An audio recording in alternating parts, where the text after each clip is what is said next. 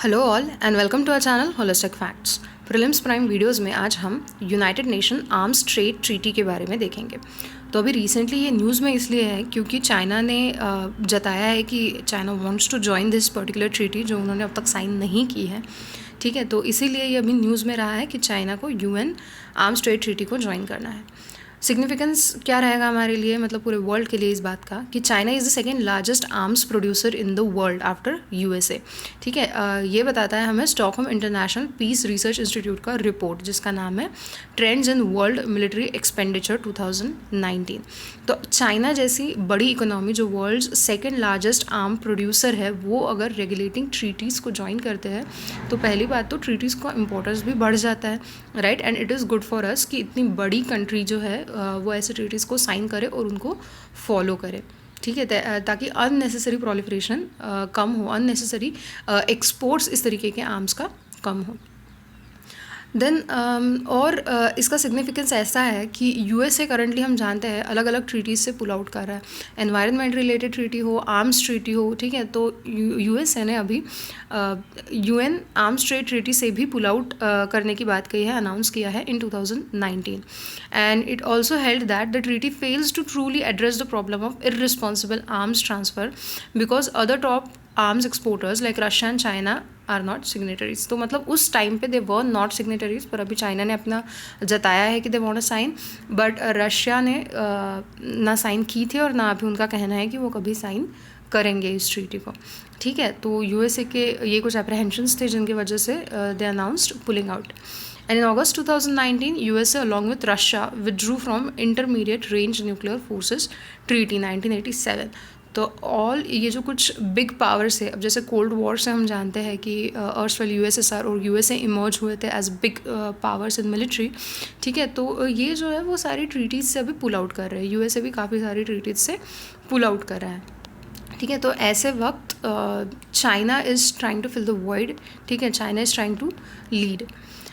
Then exactly है क्या United Nations Arms trade Treaty? तो it regulates the international trade in conventional arms. ठीक है, कन्वेंशनल आर्म्स के लिए है ये, न्यूक्लियर आर्म्स के लिए नहीं है। From small arms to battle tanks, combat aircraft and warships and controls the flow of weapons into conflict zones. And 2014 December 2014 में it came into force and treaty requires member countries to keep records of international transfers of weapons. ठीक है, तो किन से import करते हैं या उनके यहाँ पे जो प्रोड्यूस होता है वो एक्सपोर्ट कहाँ पे किया जाता है, ये सारा रिकॉर्ड करना बहुत ज़रूरी है। And prohibit cross border shipments that could be used in human rights violation और अटैक्स ऑन सिविलियंस और जेनोसाइड एक्सेट्रा। तो ऐसे केस में कि अगर एक कंट्री से दूसरी कंट्री में एक्सपोर्ट हो रहे हैं आर्म्स, वो आर्म्स किस चीज़ के लिए यूज़ किए जा रहे हैं, उस कंट्री के खुद के डिफेंस के लिए यूज़ किए जा रहे हैं तो बात अलग है, उस कंट्री के ऊपर वॉर टाइप सिचुएशन है तब यूज़ किए जा रहे हैं तब अलग है। बट अपने ही सिविलियंस पे जेनोसाइड के लिए या फिर टेररिज्म एक्ट्स के लिए अगर ये यूज़ किए जा रहे हैं, ठीक है, तो that should not be the case. बस एक बात यहाँ पे हम ध्यान रखेंगे कि एक्सप्लिसिटली टेररिज्म के बारे में इस ट्रीटी में कहीं भी बात की नहीं गई है, सिविलियंस के बारे में बात की गई है। Then state parties to the treaty में सीक असिस्टेंस इन इम्प्लीमेंटेशन। हाँ, असिस्टेंस और इम्प्लीमेंटेशन के लिए United Nation Trust Facility Supporting Cooperation on Arms Regulation, that is UNSCAR, United Nations Trust Facility Supporting Cooperation on Arms Regulation, ये launch किया गया था। तो ये बेसिकली एक फंड है, मल्टी डोनर ट्रस्ट फंड है, जो पार्टी कंट्रीज है उन्हीं में से लोग यहाँ पे डोनेट करते हैं। और इसका काम क्या है? To mobilise resources to support the ratification, accession and implementation of relevant international instruments on arms regulation. Then improve the effectiveness of assistance through coordination, monitoring and matching of the resources, and promote increased sustainability through more predictable sources of funding. तो ये kind of implementing body बनाई है, ये एक fund है। और India का अभी टेक क्या है?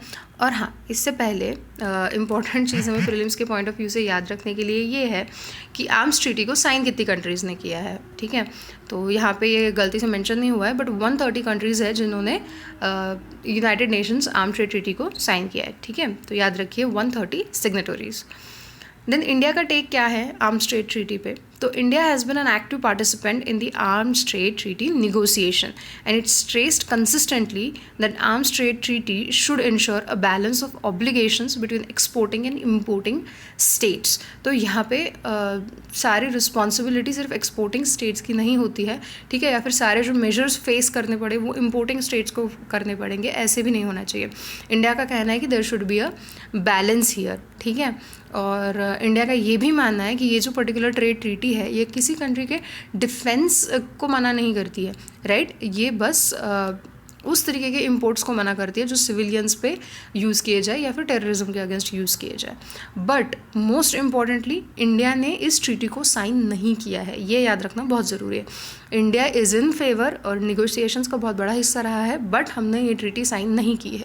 क्यों? क्योंकि हमें जो सबसे बड़ा इलिसिट आर्म्स ट्रेड के वजह से प्रॉब्लम है वो है टेररिज्म, ठीक है, क्रॉस बॉर्डर टेररिज्म. और टेररिज्म को एक्सप्लिसिटली इस ट्रीटी में मेंशन नहीं किया गया है, ठीक है, जिसकी वजह से इंडिया ने इस ट्रीटी को साइन नहीं किया है.